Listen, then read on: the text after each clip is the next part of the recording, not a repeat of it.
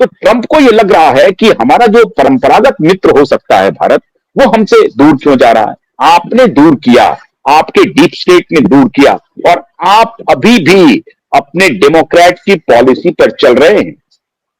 आप तो ऐसे ना थे ट्रंप साहब, आपने खुद ही अपनी मित्रता को तोड़ा है मोदी के साथ।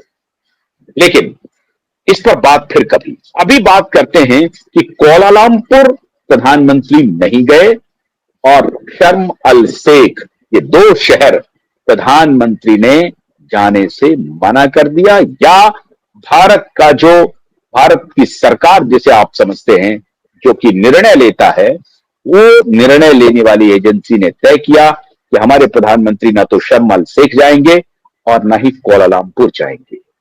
दो बातें हो गई। एक तो प्रधानमंत्री की सिक्योरिटी को लेकर के जो सवाल उठ रहे हैं, उससे हमारी इंटेलिजेंस एजेंसी बहुत चाक चौबंद है, कोई रिस्क नहीं लेना चाहती, नंबर वन।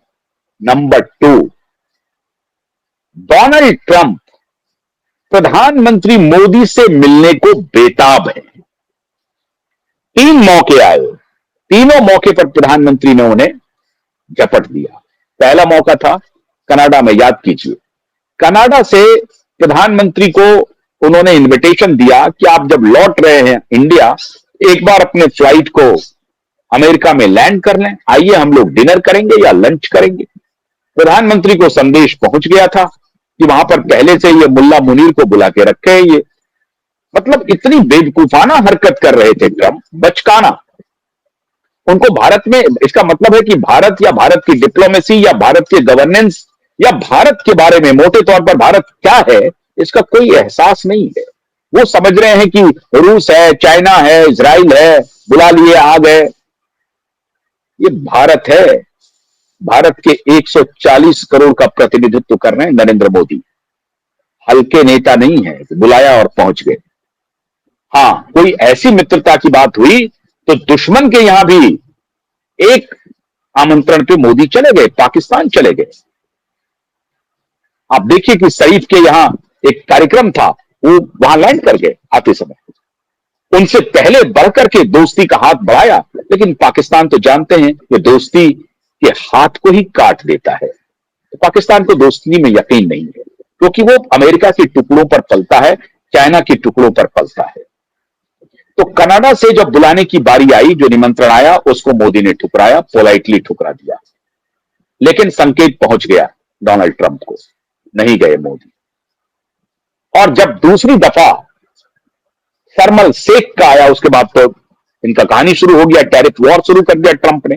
उस एक घटना के बाद वो उनको खुन्नस आ गया और उन्होंने कहा कि हम भारत को बर्बाद कर देंगे, तहस नहस कर देंगे, टैरिफ वॉर शुरू कर दिया।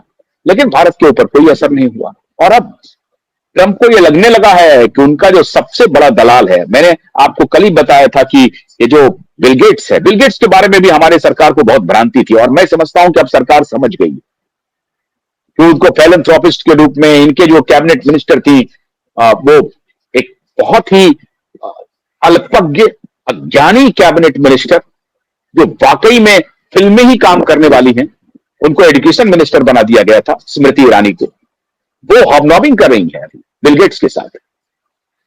आपको नहीं मालूम है कि बिल गेट्स ने जो अपना चैरिटेबल ट्रस्ट बनाया है, bill and Melinda Gates foundation, उसमें 27% स्टेक अभी भी माइक्रोसॉफ्ट का है, और उसी माइक्रोसॉफ्ट को हमें हटाना है जोहो के माध्यम से। उन्होंने ही कब्जा किया हुआ है सारे तंत्र पर। इस पर मैं एक अलग से वीडियो बना चुका हूं, आपको मालूम है। तो शर्म अल शेख भी नहीं गए, कुआलालंपुर भी नहीं गए प्रधानमंत्री। डोनाल्ड ट्रंप से न तो शर्म अल शेख में मिले और न ही कुआलालंपुर में मिले, और कनाडा से लौटते वक्त जो मिलना था उसको भी पोलाइटली खारिज कर दिया। मतलब मोदी की कोई अपने तरफ से कोशिश नहीं है कि वो डोनाल्ड ट्रंप से मुलाकात करे। डोनाल्ड ट्रंप अब मरे जा रहे हैं कि साहब मोदी क्यों नाराज हो गए। मोदी मोदी नहीं है, 140 करोड़ का हमारा बाजार है, और अगर ये गया तो फिर गया। और मोदी ने जियोपॉलिटिक्स की पूरी दिशा बदल दी। अपने किरपरिचित जिनको मीडिया ने, मैं नहीं मानता हूं ऐसा, मुझे लगता है कि चाइना के खिलाफ एक नैरेटिव है जो कि अमेरिकन मीडिया कंट्रोल करती है, और उसी नैरेटिव में हम लोग सभी बह गए। कुछ थोड़ी बहुत गलती होगी चाइनीज की, लेकिन जो दो बड़ी प्राचीन सभ्यताएं चाइना और भारत अगर एक साथ आ जाए तो क्या कहने उसके। लेकिन चाइना और भारत को एक साथ आने ही नहीं दिया गया, एक पूरा प्रोपेगेंडा चलता है। मोदी ने यह प्रयास भी कर लिया। अब चाइना और भारत इकट्ठे हो गए और बीच में एक और साथी रसिया पहुंच गया और छोटे साथी जापान भी आ गए, तो जाहिर है ऑस्ट्रेलिया भी कहीं जाने को नहीं है, वो भी आ जाएंगे। तो क्वाड का भी देश इनके साथ, साउथ ग्लोबल इनके साथ, आसियान इनके साथ। अब ट्रंप को लग रहा है कि हम कहां, यूरोपियंस नाराज हैं ट्रंप से, यूक्रेन रशिया वॉर को लेकर के वो भी नाराज हैं कि वो बीच में दखल देते हैं, कभी हटा लेते हैं, कभी आगे बढ़ जाते हैं, कभी कुछ कहते हैं, कभी कुछ कहते हैं, कभी जेलेंस्की को डांटते हैं, फिर उसके आप कांधे पर हाथ रख देते हैं, कभी कहते हैं कि हम रशिया से आप तेल मत खरीदिए, और अभी खुद रशिया से प्रतिबंध लगा दिया। रशिया से जो कुछ खरीद रहा था अमेरिका, बहुत सारा प्रोडक्ट पे प्रतिबंध लगाया। इस सब से कुछ होने को नहीं है। ट्रंप अपने लिए गड्ढा खोद रहे हैं, और ट्रंप को यह गड्ढा खोदने के लिए उन्हीं की टीम में कोई डीप स्टेट का आदमी है जो डेमोक्रेटिक लीनियंट है, और वही उनको इस तरह से एडवाइस कर रहा है कि आप ये सब काम भारत के खिलाफ करिए। भारत इनकी गिदड़ भभकी में आने वाला नहीं है। तो दो मुद्दों पर, जहां एक तो इंटेलिजेंस एजेंसी की जो अपनी रिपोर्टिंग होगी कि हमारे प्रधानमंत्री को कहां जाना है, कहां नहीं जाना है, ये सब देख के रखना पड़ेगा। आप सोचिए कि अगर चाइना में कोई अप्रिय घटना घटित होती, पूरा संदेह चाइना पर जाता,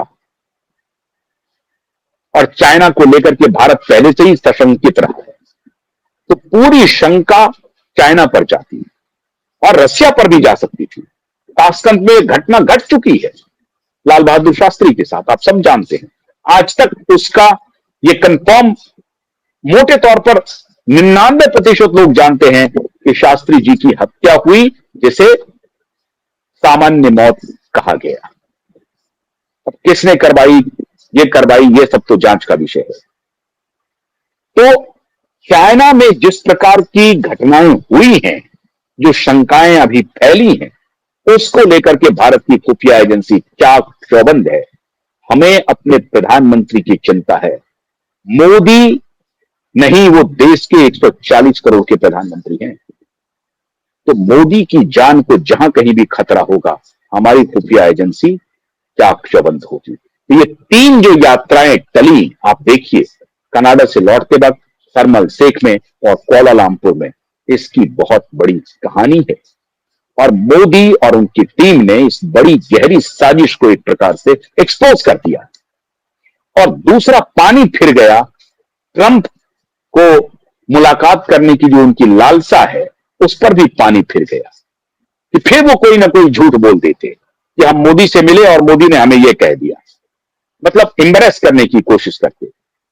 झूठा। अभी उन्होंने एक दिन बयान दे दिया कि नहीं, मोदी ने कहा है कि रशिया से तेल नहीं खरीदेंगे। झूठ बात, ऐसा किसी ने नहीं कहा। भारत सरकार के किसी न नेता ने कहा, न किसी ब्यूरोक्रेट ने कहा, ऑफिशियल कोई कम्युनिकेशन नहीं है इस प्रकार। झूठ बोल दिए कि नहीं, मोदी ने हमें कहा है कि हम रशिया से तेल नहीं खरीदेंगे। तो झूठ बोलने में ट्रंप माहिर हैं, और इसी का उनको बोलने के लिए कहा जा रहा है, उकसाया जा रहा है। हमको उम्मीद है कि ट्रंप बहुत जल्द अपने अंदर डीप स्टेट को और डेमोक्रेटिक ब्रोकर्स को पकड़ लेंगे, जान लेंगे, और मोदी से जो वो अपना रिश्ता खराब कर रहे हैं, वो जल्द ही मोदी से रिश्ता ठीक करेंगे। एक बात पक्का मान लीजिए, मोदी को चाहे कोई भी कीमत चुकानी पड़े, मोदी देश के साथ समझौता नहीं करेंगे और देश के मस्तक को नीचे गिरने नहीं देंगे। और मैं समझता हूं कि जिस प्रकार से मोदी अपनी अकड़ दिखा रहे हैं, पूरा देश मोदी के साथ है। मोदी ने अब आत्मनिर्भर भारत का अपील किया है, और पूरा भारत अब आत्मनिर्भरता की तरफ बढ़ रहा है, टेक्नोलॉजी के भी माध्यम से। हम टेक्नोलॉजिकली बहुत स्ट्रांग हैं और स्ट्रांग होंगे, तो हमें कमजोर करके आंकने की जरूरत नहीं है। लेकिन मोदी ने पहले कई बार भाषणों में कहा कि मुझे इसकी व्यक्तिगत कीमत चुकानी पड़ सकती है। बिल्कुल नहीं मोदी जी, पूरा देश आपके साथ खड़ा है, आपको व्यक्तिगत कीमत चुकाने की कोई जरूरत नहीं है। बहुत फर्म, डिटरमिन्ड आपका निर्णय है और आपके निर्णय के साथ पूरा देश खड़ा है। अगर कुआलालंपुर नहीं गए तो नहीं गए, शर्म अल शेख नहीं गए तो नहीं गए। ये ट्रंप है जो आमंत्रण पर आमंत्रण भेजते रहे। हम तय करेंगे कि ट्रंप से कहां और कब मिलना है। ट्रंप हमें डिक्टेट नहीं कर सकते। ट्रंप का मतलब अमेरिका। ट्रंप को मैं आज भी मानता हूं मोदी से उनकी दोस्ती है और वो होगी, आज नहीं तो कल। डीप स्टेट जो दलाल बीच में हैं वो एक्सपोज होंगे और मोदी और ट्रंप एक बार फिर साथ आएंगे। लेकिन मोदी ने ये तय कर दिया, साबित कर दिया कि मोदी किस मिट्टी के बने हैं। आपको बहुत बहुत शुभकामनाएं मोदी। भारत के जिद को और भारत की शान को बरकरार रखने के लिए बहुत बहुत शुक्रिया। नमस्कार।